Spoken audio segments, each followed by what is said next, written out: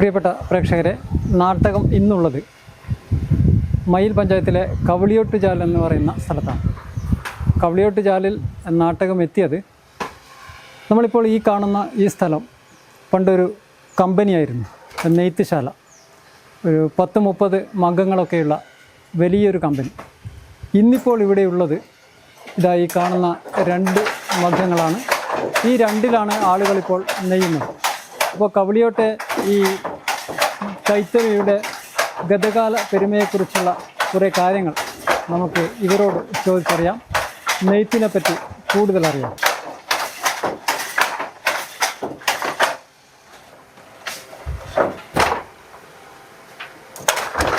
ചേട്ടാ നമസ്കാരം.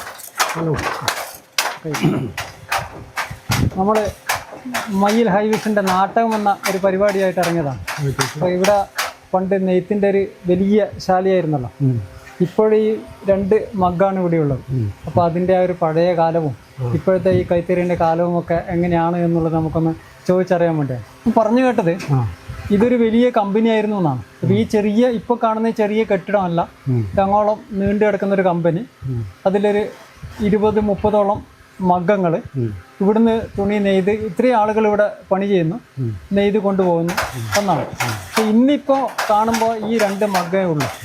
അപ്പോൾ എങ്ങനെയാണ് ഇത് ഈ രൂപത്തിലേക്ക് വന്നത്? എന്തായിരുന്നു പുരുഷോട്ടൻ്റെ ആ ഒരു ചെറുപ്പകാലത്ത് ഇവിടുത്തെ ഒരു അവസ്ഥ എന്തായിരുന്നു?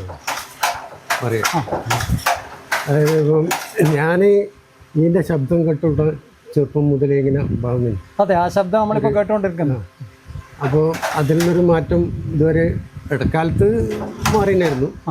പിന്നെ വീണ്ടും ഇതിൽ തന്നെ തിരിച്ചെത്തി. എന്താണെന്നറിയില്ല, ഇതിൽ തന്നെ തിരിച്ചെത്തി. അപ്പം എൻ്റെ ഓർമ്മ മുതൽ ഇതിപ്പോൾ ഞാൻ 50 കൊല്ലമായി ഈ പണി എടുക്കാൻ തുടങ്ങി. എത്ര വയസ്സ് തുടങ്ങിയിട്ടുണ്ടോ? ശരിക്ക് ഈ പണി പഠിച്ചത് ഒരു 12 വയസ്സിലേ ഞാൻ പഠിച്ചിരുന്നു.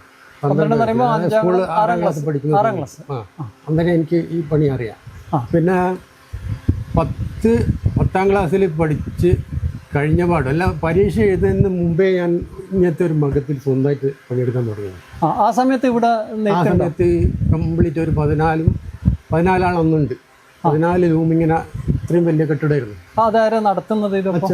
അച്ഛനെ നടത്തുന്നത്. അപ്പോൾ അന്നത്തെ പോലെ അല്ല ഇന്ന്. അന്നെന്ന് പറഞ്ഞാൽ ഈ പിന്നെ പുതിയൊരൊന്നെല്ലാം പാവ് ഇവിടെ കൊണ്ടുവരിക. ഇവിടുന്ന് മറ്റ് പാവ് ചുറ്റുന്ന പരിപാടി ഇടിയില്ല. അച്ഛന് ഇത് തന്നെയാണ് പണി. തുണി കൊണ്ടുപോവുക, നൂല് കൊണ്ടുവരിക, ഇത്രയും ആൾക്ക് പിന്നെ പണി കൊടുക്കുക എന്നുള്ള ഒരൊറ്റ ഇത് അച്ഛൻ്റെ.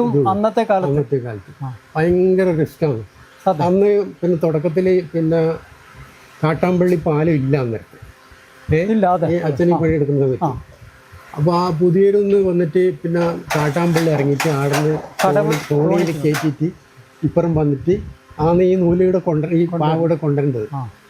ഒരുപാട് കഷ്ടം നന്ന്. നിങ്ങളിപ്പം ആ സമയത്ത് ചെറുപ്പകാലത്ത് ഉണരുന്നതും എല്ലാം ഈ ഒരു ശബ്ദം കണ്ടുകൊണ്ടാണ്. അപ്പൊ ഇത് നിങ്ങളുടെ രക്തത്തിൽ അലിഞ്ഞതാണ്. അതുകൊണ്ടാണ് ഇപ്പോഴും ഈ കൈത്തറി ഒരു വല്ലാത്ത അവസ്ഥയിലായിട്ടും ഇത് ഇവിടുന്ന് എഴുന്നേൽക്കാൻ തോന്നാത്തത്. അതെ, പുറത്തു പോയാലും തിരിച്ച് ഇതിൽ തന്നെ വരുന്നുണ്ടല്ലോ. ഇപ്പോഴേ എങ്ങനെയാണ്? രാവിലെ എത്ര മണിക്ക് തുടങ്ങും? ഇപ്പോൾ എൻ്റെ വർക്ക് എന്ന് പറഞ്ഞാൽ സാധാരണ മുമ്പെല്ലാം പിന്നെ ഈ നൂല് ചുറ്റുന്നത്, അതായത് ഈ നൂല് ചുറ്റുന്നത് പെണ്ണുങ്ങളായിരിക്കും. ആണുങ്ങൾ നെയ്യുക, പെണ്ണുങ്ങൾ നൂല് ചുറ്റുക. അങ്ങനെയാണ് നല്ലിയേറ്റുക പറയുന്നത്. ഇന്നിപ്പം പെണ്ണുങ്ങൾ ഇതിന് തയ്യാറല്ല എന്ന് പറഞ്ഞാൽ ഇതിന്റെ വേതനം ഭയങ്കര വേദനയാണ്. അതതിന്റെ പ്രശ്നം. അപ്പോൾ അവര് പിന്നെ ഞാൻ പെണ്ണുങ്ങളോട് പറഞ്ഞാല് ചുറ്റിത്തരും. പക്ഷെ എനിക്ക് തോന്നുന്നു അവര് പുറത്ത് പണിക്ക് പോകുന്നുണ്ട് ഇതിനെക്കാട്ടിയും പൈസ കിട്ടും. ശരിയാണ്. അതുകൊണ്ട് ഞാൻ അവരോട് പറഞ്ഞത്, നീ നിന്റെ പണി വെക്കോ, ഇത് ഞാൻ ഏറ്റെടുത്തോളൂ. അപ്പോൾ ഞാൻ ഇത് ചുറ്റണമെങ്കിൽ, എനിക്ക് ഒരു ദിവസം വർക്ക് ചെയ്യണമെങ്കിൽ ഞാൻ 7 മണിക്ക് എൻ്റെ പണി തുടങ്ങണം. 7 മണിക്ക് പണി തുടങ്ങുന്ന ഇത് ചുറ്റലാണ് ഒരു 1.5 മണിക്കൂർ സമയം. പിന്നെ ആണ് ഒരു പിന്നെ 8:30 9 മണി ആവാനാവും ഇതിൻ്റെ വില കയറാൻ. ചായ കുടിയെല്ലാം കഴിഞ്ഞിട്ട് കയറണം. അപ്പോൾ ഒരു 5:30 വരെ ഇവിടെ എടുക്കും. പിന്നെ വീണ്ടും ഒരു 1.5 മണിക്കൂർ ചെയ്യണം. അപ്പോൾ 12-12.5 മണിക്കൂറൊക്കെ എനിക്ക് ഒരു ദിവസം വർക്ക് ഇതിൽ തന്നെ. രാവിലെ 7 മണിക്ക് തുടങ്ങിയാൽ 7:30 ആവും ഞാൻ ഇവിടുന്ന് വീട്ടിൽ പോകാൻ. അപ്പോൾ ഒരു ദിവസം ഇത് നെയ്യുന്നതിന് ഈ തുണിയുടെ അളവിന് അങ്ങനെ എന്തെങ്കിലും കണക്ക്? അളവിന് ഇപ്പം അങ്ങനെ അത് കണക്കൊന്നുമില്ല. ഒരു 30-35 മീറ്റർ ആയിട്ട് അങ്ങനെ മുറിക്കും. പുരുഷന് ഇപ്പൊ ഇത് നെയ്യുന്നത് എവിടെ കൊടുക്കുക? കമ്പിലാണ് ഇതിന്റെ സെന്റർ. നമ്മളെ ഹാൻഡ് വീവ് ഇല്ലേ, ഹാൻഡ് വീവ് അവരെ കളക്ഷൻ സെന്ററാണ് കമ്പിലുള്ളത്. അപ്പൊ ഇതിന്റെ ഈ നൂലും ഇതൊക്കെ അവര് തരും? അവര് കളറ് ആക്കിയിട്ട് നമുക്ക് തരും. നൂല് തരും. അതിന്റെ എന്റെ ഡിസൈൻ തരും. ഡിസൈൻ എന്ന് പറഞ്ഞാൽ നമ്മൾ അവരെ എഴുതി തരിക. ഇതാണിപ്പോൾ ഇതിന്റെ ഡിസൈൻ എഴുതി തരുന്നത്. എഴുതി തരും ഇതാ, ഇത്ര നൂല്, ബ്രൗൺ 36, വെള്ള 54, ലൈറ്റ് ബ്ലൂ 36. ഇതാണ് ഇതിന്റെ ഡിസൈൻ. അതിനനുസരിച്ച് നമ്മള് ഒരു നെല്ലി എന്ന് പറഞ്ഞാൽ അറിയില്ലേ, ഇതില് ചുറ്റും. അപ്പൊ അങ്ങനത്തെ 54 വെക്കേണ്ടത് ഇത് 54 എണ്ണം ചുറ്റണം ഇത് വരണമെങ്കിൽ. പിന്നെ 36 ഇങ്ങനെയാണ് ഇത് വെക്കുക. അപ്പോൾ എഴുതിയ പോലെ കണക്ക് കൃത്യമായിട്ട് അറിയണം. വളരെ വളരെ അല്ലേ? കാരണം ഇത് തെറ്റിപ്പോയാൽ ഈ പറയുന്ന ഡിസൈൻ ഒരു കൈ നൂലിന്റെ നീളം എത്ര നല്ലിയിൽ ഇത്ര ചുറ്റിയാൽ ഇത്ര എത്തും. അതിന് കണക്കുണ്ട്. വെറുതെ ഓടം അങ്ങോട്ടും ഇങ്ങോട്ടും അതൊന്നും വരാം, ലേശം റിസ്ക് ഉണ്ട്. അപ്പോൾ അങ്ങനെ ഇത്രയും ഇത് ആ കമ്പിയിൽ ഓരോന്നിലും 6 നല്ലി ഇടും ഓരോ കമ്പിയിൽ, കണ്ടില്ല? അപ്പോൾ അങ്ങനെ ഒരു 54 എണ്ണം നിരത്തിയിട്ടാകുമ്പോൾ ആ ഒരു കോമ്പ് എന്ന് പറഞ്ഞ സാധനം കണ്ടിരുന്നു. അതിലാക്കിയിട്ട് ഇത് ഫുള്ളായിട്ട് ഒന്നിൻ്റെ അകത്ത് എടുക്കും. അത് ഇതിൻ്റെ മേലെ ഇങ്ങനെ ചുറ്റും. എത്ര മീറ്ററാണ് ഇത് വേണ്ടത് വെച്ചാൽ ഇതിപ്പോൾ 150 മീറ്റർ 88 മീറ്റർ ആണ് ഈ പാവ് കാണുന്നത്. 158 മീറ്റർ ചുറ്റി വെച്ചത്. അത് ഇതിൻ്റെ ഈ ഒരു റൗണ്ട് ചുറ്റുമ്പം 4 മീറ്റർ അതിൻ്റെ അളവ്. 4 മീറ്റർ ഒരു റൗണ്ട്. അപ്പോൾ അതിനനുസരിച്ചിട്ട് പിന്നെ എത്ര 40 160. അപ്പോൾ 48 ചുറ്റിയാൽ ആണ് ഈ നീളം കിട്ടുക. അപ്പൊ ഇതെല്ലാം ഇത്രയും കൃത്യമായിട്ട് ഇത് ചെയ്യണം അല്ലേ? ചെയ്യണം. പിന്നെ ഇതിൻ്റെ 12 പെട്ടി നൂല് എന്ന് പറയാം. 12 പെട്ടി എന്ന് പറഞ്ഞാൽ ഒരു പെട്ടി എന്ന് പറഞ്ഞാൽ 30 കൈയാണ് ഈ നൂല്. 30 കൈ. 30 കൈ. ഞാൻ 360 കൈൻ്റെ ഒരു ഡിസൈനായി. ഓക്കെ. അപ്പോൾ അല്ല, ഇപ്പൊ ഇങ്ങനെയൊരു തുണി നമ്മൾക്ക് കിട്ടുമ്പോൾ നമ്മൾ ആലോചിക്കേണ്ട ഒരു കാര്യം, ഇത്രയും കണക്ക് കൂട്ടലുകളും കാര്യങ്ങളും ഒക്കെ ഇതിലുണ്ട്. ഇപ്പം നെയ്ത്ത് എന്ന് പറയുമ്പോൾ സാധാരണ ആളുകൾ കാണുന്ന ഒരാൾ ഇരിക്കുന്നു, അങ്ങോട്ടടിക്കുന്നു, തുണിയായി എന്നുള്ളതാണ് എന്റെ ഒരു കണക്ക്. തുണി വാങ്ങുന്ന ആള് പിന്നെ ഇതൊന്നും അറിയുന്നില്ല. നെയ്ത്തിനെ പറ്റി അറിയുന്ന കൂട്ടർക്ക് ഇതറിയും. അതേ എനിക്ക് വേറൊരു മേഖലന്റെ ആണെങ്കിൽ എനിക്കൊന്നും അറിയില്ല. അത് വേറൊരു പഠിപ്പല്ലേ? ശരിയാണ്. ഇതിപ്പോ ഞാൻ ചെറുപ്പത്തിലെ ഇതിൽ ഇടപെട്ടത് കൊണ്ട് ഇതെല്ലാം ഇങ്ങനെ ചെയ്യാൻ കഴിയുന്നതേ ഉള്ളൂ. മുൻപ് കൈത്തറി ഇവിടുന്ന് പുരുഷന്റെ അച്ഛൻ ഇത്രയും ആളുകളെ വെച്ച് ചെയ്ത് കൊടുത്തു. ഇപ്പോഴും ഈ 2 തറി വെച്ചിട്ട് നിങ്ങൾ ചെയ്യുന്നു. ഇങ്ങനെ ചെയ്യുമ്പോൾ ഇതിന്റെ ഈ സ്വീകാര്യതയും ഇപ്പോഴത്തെ ഇതിന്റെ ചെലവ് ഒത്തുപോകുന്നതും ഒക്കെ എങ്ങനെയാണ്? ഇതിലിപ്പോ ആളുകൾ കുറവാണല്ലോ, പുതിയ ആളുകൾ വരുന്നില്ലല്ലോ.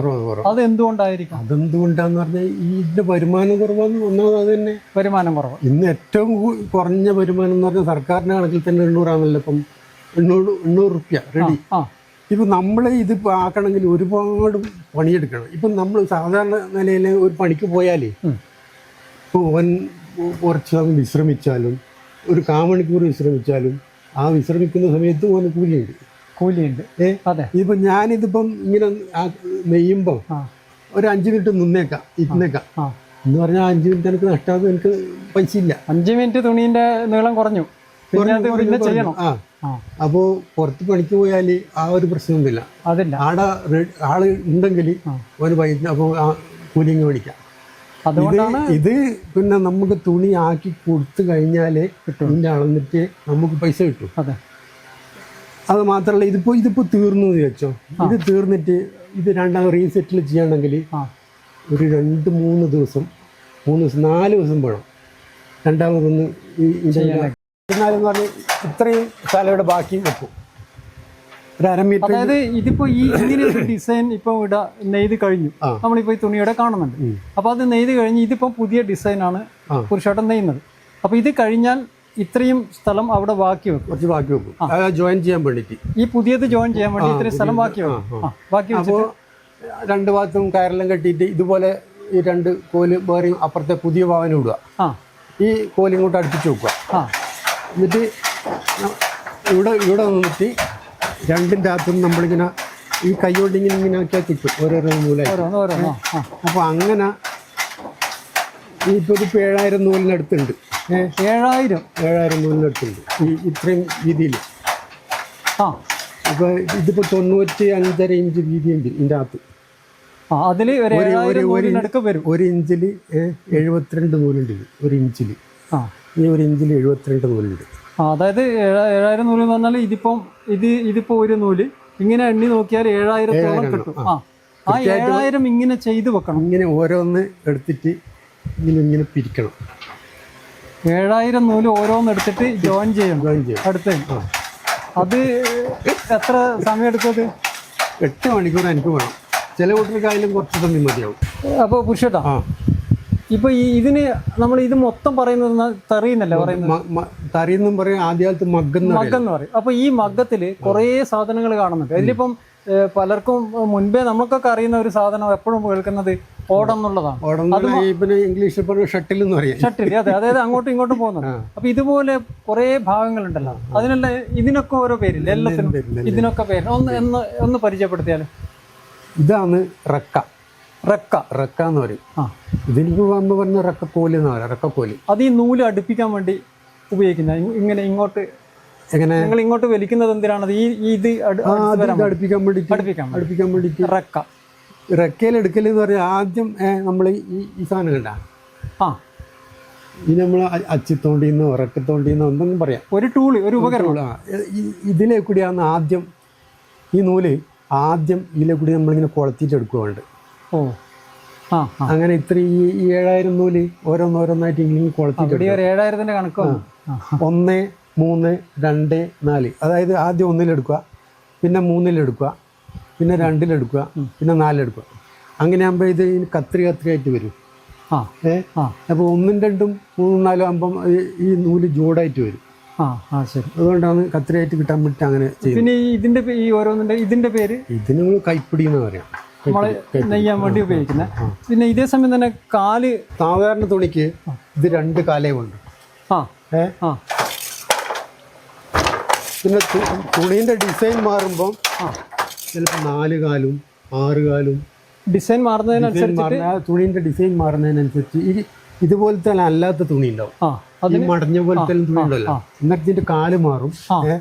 പിന്നെ കുറെ എണ്ണം ഉണ്ടാവും, 5, 6, 7, 8 ഉണ്ടാവും. എന്നിട്ട് മാറി ചവിട്ടേണ്ടി വരും. പണ്ട് നമ്മള് സ്കൂളിൽ നിന്ന് ക്രാഫ്റ്റിന്റെ പീരീഡ് ഇതേപോലെ ഇടക്ക് കയറി ഇരുത്താറുണ്ടായിരുന്നു. പക്ഷെ അന്നേരം നമ്മൾക്കെല്ലാം പറ്റുന്നത് എന്താണെന്ന് വെച്ചാല് ഈ ഒരു കാലോണ്ട് ചവിട്ടുമ്പോ ഇത് അങ്ങോട്ട് പോകുന്നതും കാല് ചവിട്ടുന്നതും തമ്മിൽ ശരിയാണ്. അപ്പൊ അതെങ്ങനെയാണ് അതിന്റെ? പിന്നെ നമ്മളിപ്പോ ഇത് വലത്തോട്ടേക്ക് ഇടത്തോട്ടേക്ക് കൊടുക്കുന്നു പിടി, അപ്പൊ ഏത് കാല ചവിട്ടും അങ്ങനെ ഉണ്ട്. ഇതിപ്പോ ഇടത്തുനിന്ന് വലത്തേക്കാ പോകുന്നത്. ഞാൻ ഇടത്തേക്കാല ചവിട്ടിയിട്ടില്ല, ഇടത്തേക്കാല ചവിട്ടിട്ടാണ് ഇങ്ങോട്ട് പോകുന്നത്. തിരിച്ചു വരുമ്പോൾ വലത്തേക്കാല്. അങ്ങനെ ആകുമ്പോൾ ഈ തുണി ഇങ്ങനെ അതൊരു പ്രാക്ടീസ് കൊണ്ടേ അത് കറക്റ്റ് ആവും. അതായത് നെയ്ത്ത് പഠിച്ചാലേ ആവും. അതിന് മുന്നേ പിന്നെ നെയ്ത്ത് പഠിക്കുന്ന കൂട്ടുമ്പോഴല്ല ഇത് നേരെ പോവില്ല. ഇതിലെ പുറത്തേക്കെല്ലാം പോകും, പുറത്തേക്ക് തെറിക്കാറുണ്ട്. സ്കൂളിൽ പഠിക്കുന്ന സമയത്ത് ഈ ക്രാഫ്റ്റിന്റെ പീരീഡിന് എൻ്റെ ക്ലാസ് മാഷ ക്ലാസ് അപ്പൊ ചെറിയൊരു ലൂമാണ്, അതിൽ തോർത്തിന്റെ പാവ കയറ്റിയിട്ടുണ്ടാവുക പഠിക്കാൻ. അതായത് ഇത്രയുള്ള ചെറിയത്. ഇപ്പൊ മാഷ എന്നോട് ഇടാൻ പുരുഷു നീ പിള്ളേർക്കൊന്നും പറഞ്ഞു കൊടുക്കണമെന്ന് പറയും. 6ാം ക്ലാസ് മുതലേ ഇത് അറിയാലോ. അപ്പൊ ഞാനെന്നിട്ട് പിള്ളേർ കയറ്റിയിട്ട് പറഞ്ഞു കൊടുക്കും. പഠിപ്പിക്കുന്നതും കൂടി ഉണ്ട്. അന്ന് പെൺപിള്ളേർ എന്താ ചെയ്യാ, ഈ നൂലിറ്റിന്റെ അതാണ് നല്ലിയിട്ടല്. അപ്പോൾ പിന്നെ നമ്മളെ ക്ലാസ്സിൽ പോയാലും ഞാനാണ് അതിന്റെ അടുത്ത മാഷാണ്ട്. അതെ, ശരിയാണ്. അപ്പൊ ഈ നെയ്ത്തിനൊരു മത്സരം ഉണ്ടായിരുന്നു സ്കൂളിൽ, നെയ്ത്ത് മത്സരം. അതിൽ 1ാം സ്ഥാനം എനിക്ക് കിട്ടി. അത് പിന്നെ പറയാനില്ലല്ലോ, 6ാം ക്ലാസ് മുതൽ നെയ്യുന്ന ഒരാൾക്ക് 1ാം സ്ഥാനം കിട്ടും. നമ്മൾ പറഞ്ഞതുപോലെ ഏത് കാലം കൊണ്ട് ചവിട്ടണം, ഏത് ഭാഗത്ത് പോകണം എന്ന് അറിയാത്ത ആളെ ആദ്യമായിട്ട് സർട്ടിഫിക്കറ്റ് കിട്ടിയതാണ്, നെയ്ത്തിന്റെ സർട്ടിഫിക്കറ്റ്. നെയ്ത്തിന്റെ സ്കൂൾ. നാരണേട്ടാ നമസ്കാരം. ശരി. നമ്മൾ ഇത്രനേരം പുരുഷോട്ടനുമായിട്ടുള്ള സംസാരമായിരുന്നു. ഇവിടെ രണ്ട് പേരുണ്ട് എന്ന് പറഞ്ഞു. അതിൽ രണ്ടാമത്തെ ആളാണ് നാരായണേട്ടൻ. നാരായണേട്ടനും ഈ പറഞ്ഞതുപോലെ ഇതിൻ്റെ തുടക്കകാലത്ത് തന്നെ ഇതിൻ്റെ ചരിത്രങ്ങളിൽ അറിയുന്നതും നേരത്തെ പറഞ്ഞതുപോലെ ദിവസം മുഴുവനും ഇതിന് മേലെ ഇരിക്കുകയും ചെയ്യുന്ന ഒരാളാണ്. അപ്പോൾ നാരായണേട്ടനുമായിട്ട് കുറച്ച് കാര്യങ്ങൾ നമുക്ക് സംസാരിക്കാം.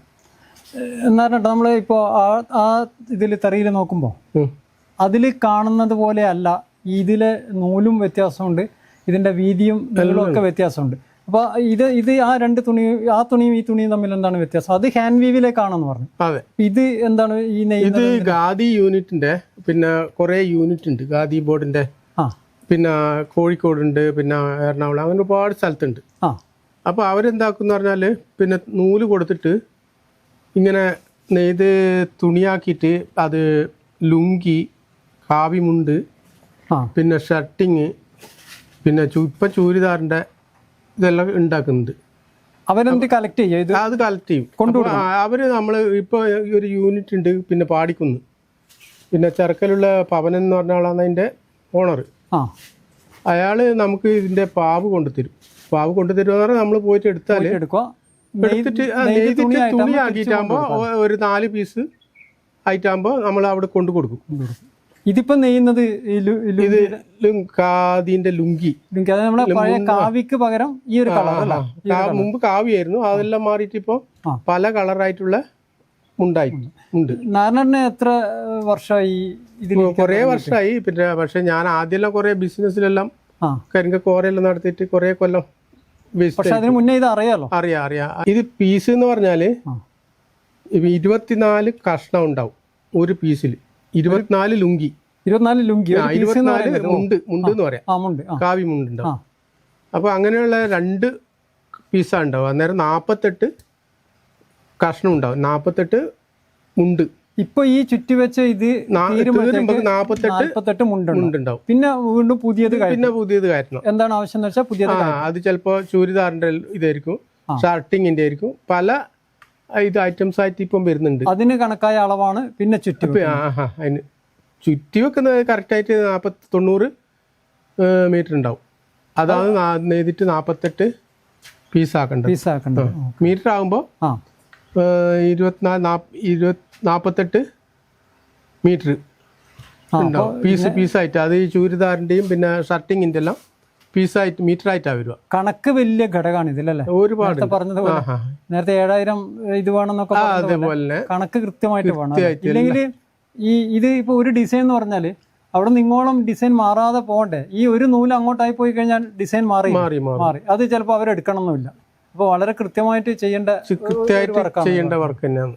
ഈ മുൻപ് ഇത് കമ്പനി ആയ സമയത്ത് ആ സമയത്ത് നാരായണേട്ടന്റെ കുടുംബങ്ങളൊക്കെ ഇതിൽ ഉണ്ട്. എൻ്റെ അച്ഛനും ഏട്ടനും അനിയനും എല്ലാം ഇവിടെ ഒരു തിരുവങ്ങാടൻ കമ്പനി എന്നാ പറയാ. തിരുവങ്ങാടൻ കമ്പനി.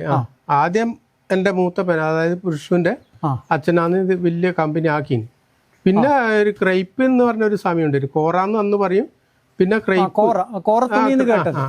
ആ ക്രൈപ്പിന്റെ സമയത്താണ് എൻ്റെ അച്ഛനും എല്ലാം കൂടെ വേറൊരു യൂണിറ്റ് തുടങ്ങി. ഒരു 10-14 ആള് ഇവിടെ തന്നെ. ഇതല്ല, ഇതിനോട് ചേർന്നിട്ട് അപ്പുറം. അത് അന്ന് 10-20 ആളുണ്ടായിരുന്നു. അപ്പൊ മൊത്തം അന്നേരം 30 ആളിലധികം ഈ ഏരിയയില് പണിയെടുത്തിന് നമ്മളെ കമ്പനി. അപ്പൊ ഒരു വളരെ വലിയൊരു പ്രതാപം ഉണ്ടായിരുന്ന കാലം എന്ന് പറയുന്ന ഈ കമ്പനി എന്ന് പറയുന്നത്. അതെ. ഇപ്പൊ നാരായണേട്ടൻ രാവിലെ ഒരു 8 മണിയാകുമ്പോൾ ഞാൻ വരും. ഒരു 5:30 ആകുമ്പോഴേക്ക് മതിയാക്കും. ഇതിൽ വരാതിരിക്കാൻ പറ്റില്ല അല്ലേ? ഇല്ല. ഒന്നാമത് അലിഞ്ഞു ചേർന്നതാണ്. പുരുഷോട്ടം പറഞ്ഞതുപോലെ ഈ രക്തത്തിൽ അലിഞ്ഞു ചേർന്നത്.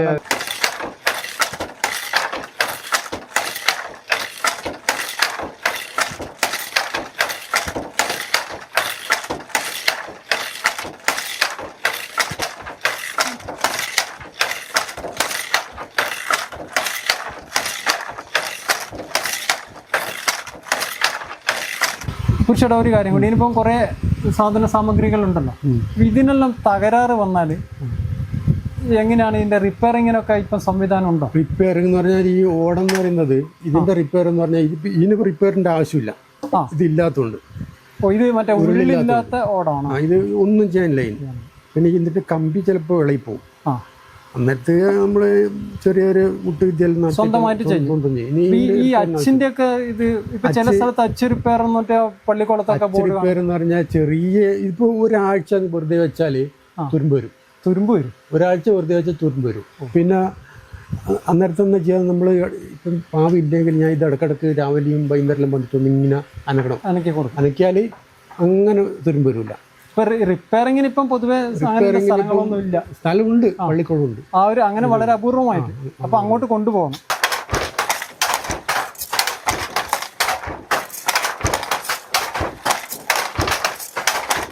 നമ്മൾ ഇത്രയും നേരം കണ്ടത് മയ്യിൽ കവളിയോട്ട് ചാലിലെ പഴയ ഒരു നെയ്ത്ത് കമ്പനിയുടെ പ്രതാപമുറങ്ങുന്ന ആ സ്ഥലത്ത് ഇപ്പോൾ 2 മഗ്ഗങ്ങൾ പ്രവർത്തിക്കുന്ന ആ സ്ഥലത്തെ കാഴ്ചകളാണ്.